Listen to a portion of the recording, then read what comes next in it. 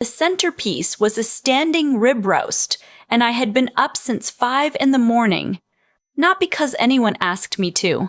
Not because it was my idea, but because my mother-in-law had mentioned, twice, casually, in the way she mentioned things she fully expected to become my problem, that Christmas dinner hadn't been done properly since her own mother passed, and somehow in the 7 years I had been married to her son, done properly had quietly become my job description.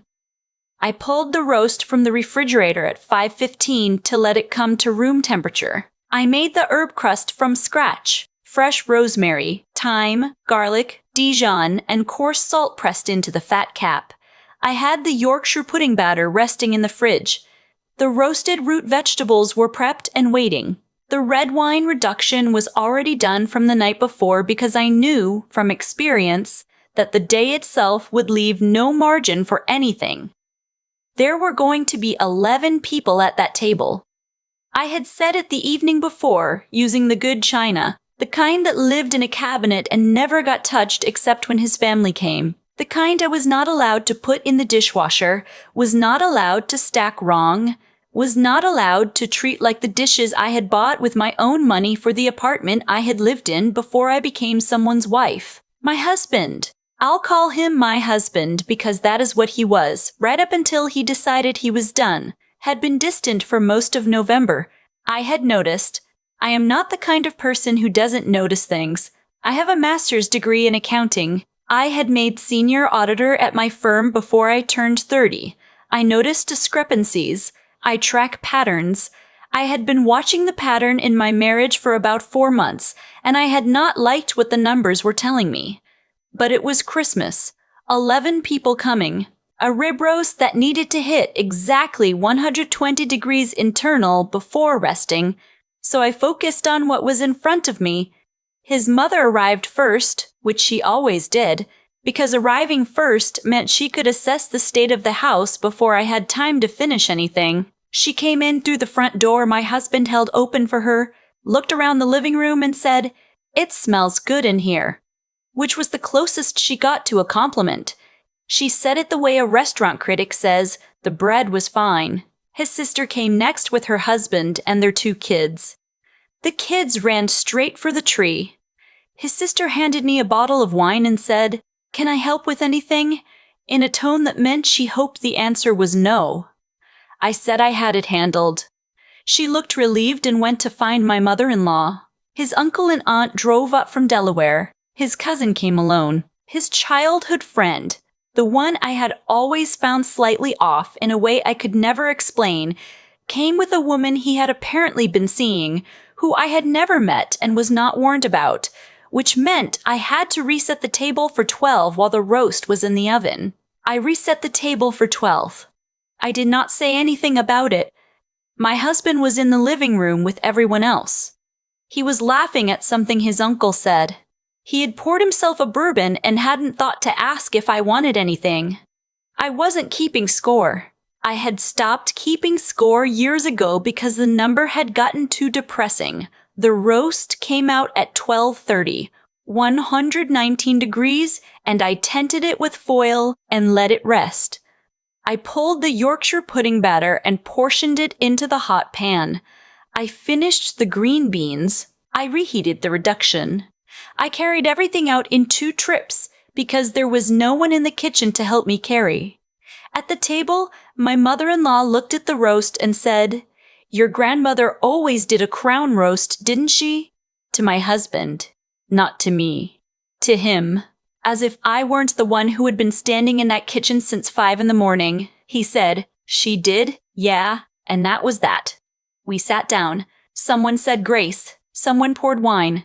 The kids were talking too loud and someone asked them to settle down. Normal Christmas noise. I sat at my end of the table and I passed dishes and I answered questions and I smiled at the right moments.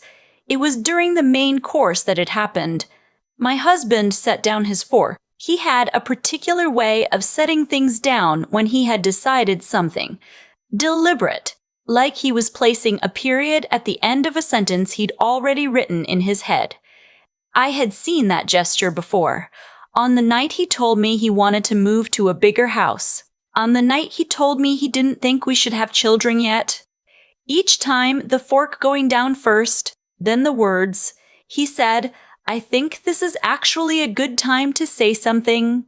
The table did not go quiet immediately. It took a few seconds, the way sound fades in a room when something in the air changes. He said, "Nora and I have been doing a lot of thinking." He looked at me when he said it, and the look was, I don't have a better word for it, apologetic. The look of someone who has already made a decision and is sorry you're finding out this way. We've decided that we're going to be moving in different directions. We're separating. Someone put down a glass. His mother said, "Oh, sweetheart." To him, not to me. To him. His sister looked at her plate. His childhood friend nodded slowly, the way you nod when something confirms what you already knew. I understood then what the pattern had been telling me. This had been discussed before today. Not with me. Without me. The apologetic look was not surprise at his own announcement. It was the practiced expression of someone who has had time to process something you are only just now hearing. Everyone at that table, or most of them, had known this was coming.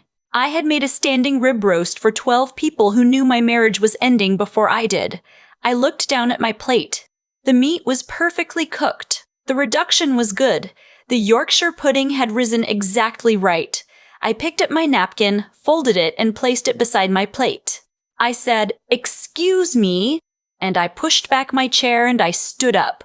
My mother-in-law said my name, Nora, in a warning tone, like I was a child about to make a scene. I said, "I'm not going to make a scene." Calmly. The way I say things when I am very, very certain of what I am doing. But I'm also not going to sit here. I went to the bedroom. I took my time. I was not frantic. I had actually, and this is the part that probably seems strange, but it won't.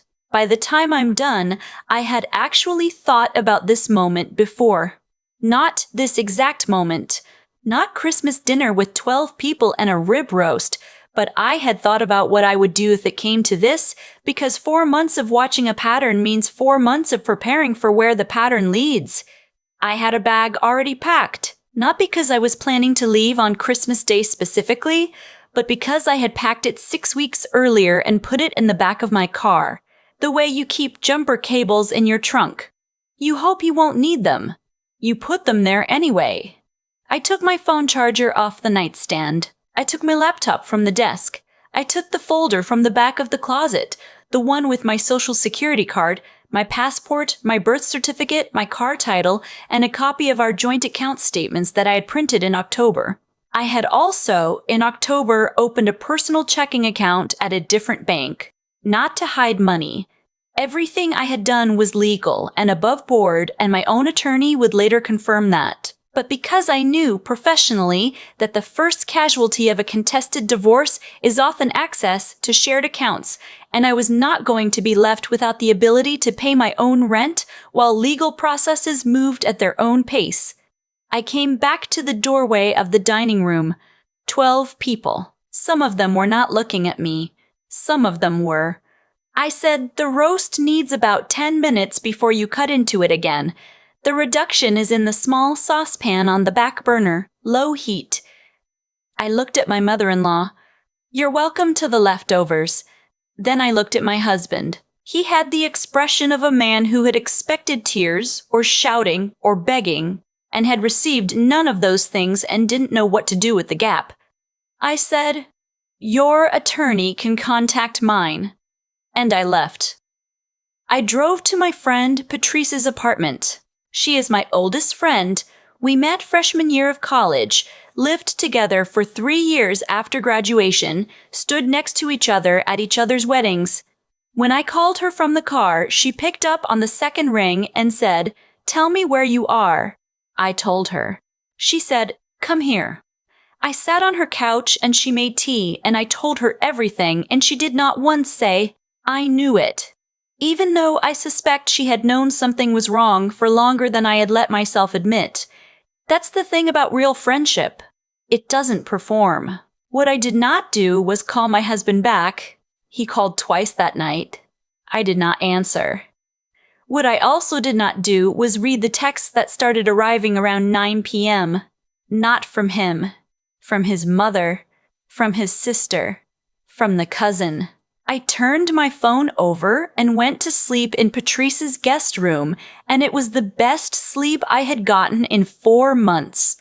The next morning, I called the family law attorney I had first consulted in November. Her name was not on any list my husband would have thought to call. I had found her myself, paid for the consultation myself, kept the retainer agreement in the folder in the back of my closet alongside everything else. She was sharp and direct, and she did not waste time, which is what I needed from someone who was about to help me dismantle 7 years of combined finances. She told me what I already knew, that because I had documented everything, because I had not moved any marital assets, because I had simply protected my own access to my own income, I was in a solid position. She told me the process would take time. I told her I understood time. I had been patient for a long time already. The calls started on day 2. Not my husband.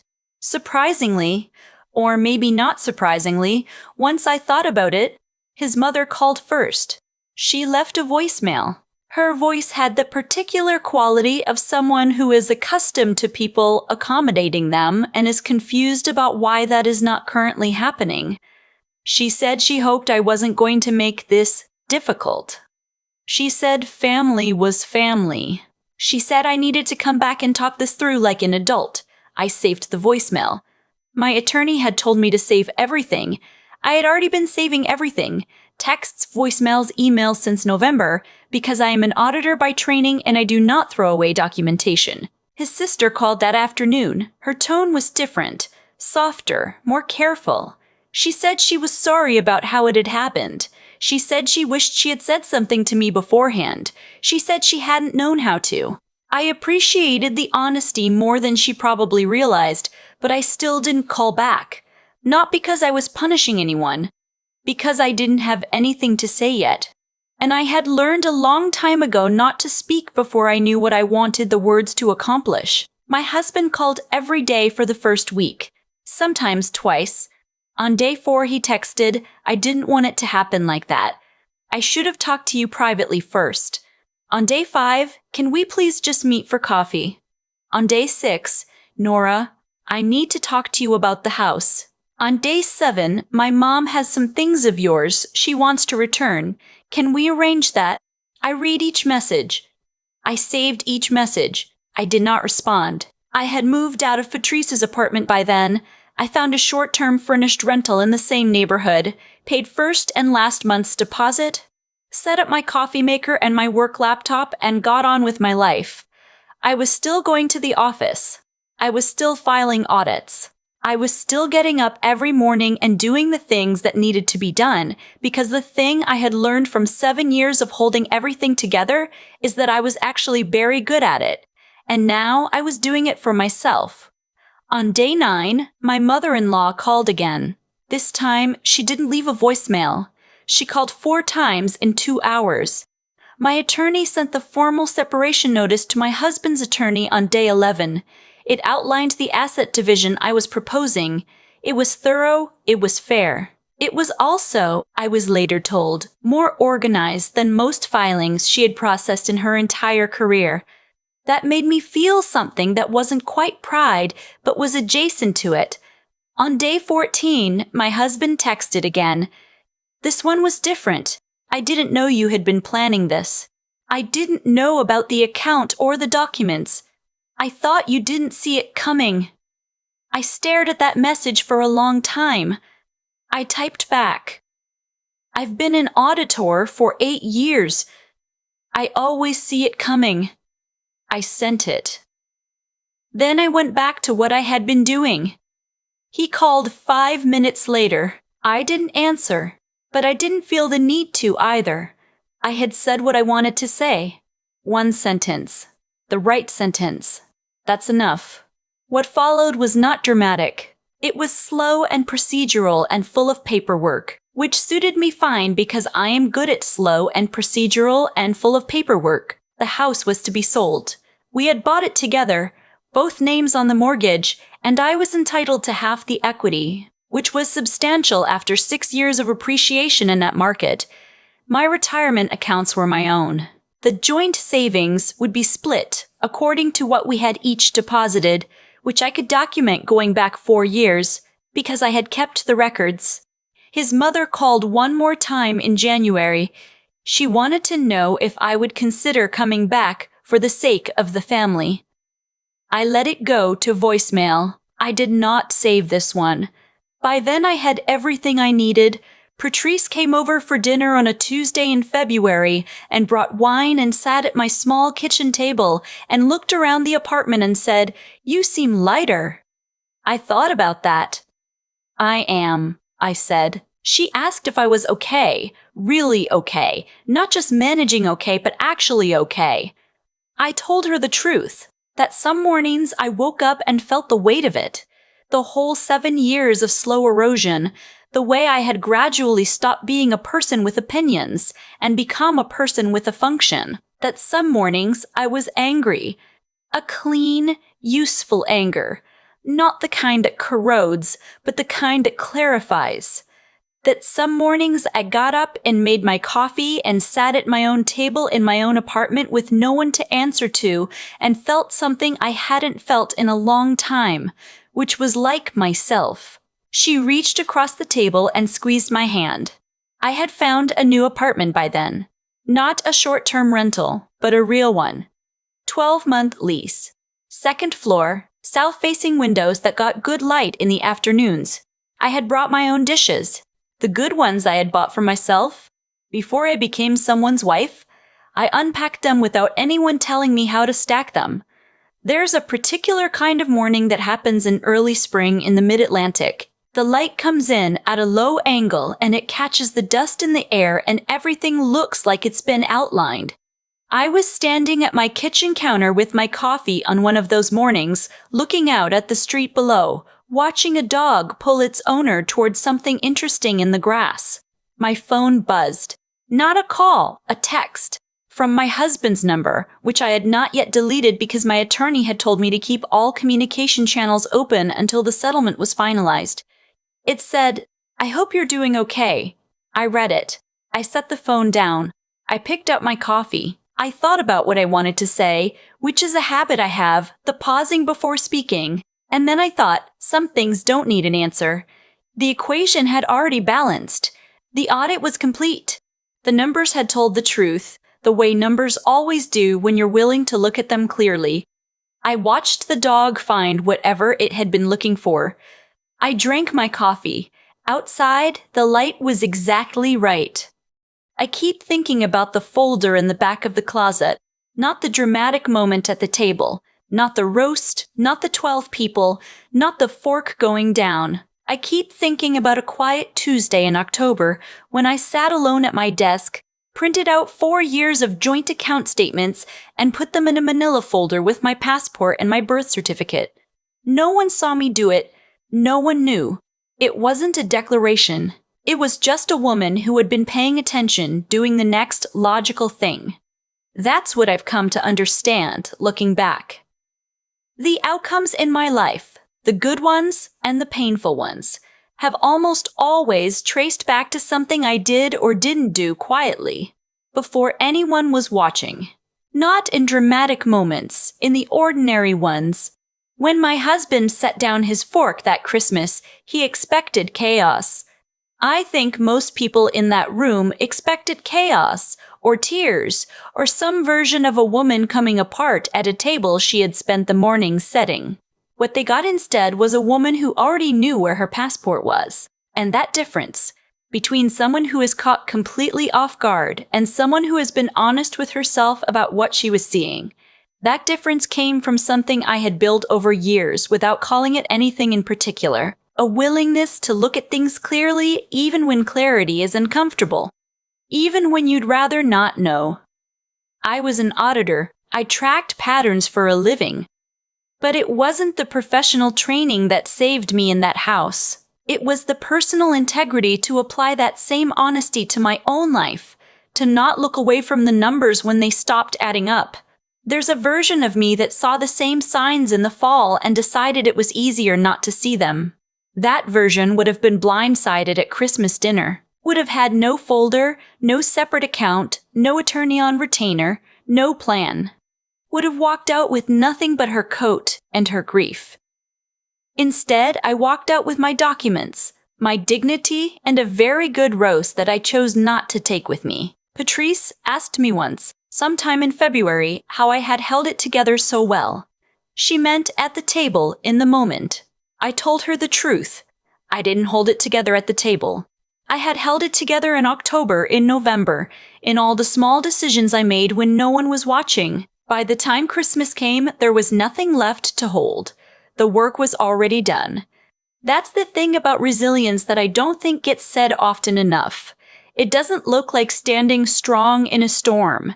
It looks like quietly laying sandbags in September when the weather is still fine. It looks boring. It looks like spreadsheets and manila folders and an appointment with an attorney you hope you'll never need. The calls kept coming for 2 weeks because they needed something from me. That's what I couldn't have predicted. Not that they would call, but how little I would feel when they did. Not satisfaction, not anger. Just a clean, settled quiet, the kind that comes when you've been honest with yourself all along and the outside world finally catches up to what you already knew. I drank my coffee that spring morning and I didn't answer. Not out of cruelty, out of the simple recognition that some chapters end not with a confrontation, but with a person standing at a window, watching a dog in the grass, and choosing, for the first time in a long time, to let the day be entirely her own.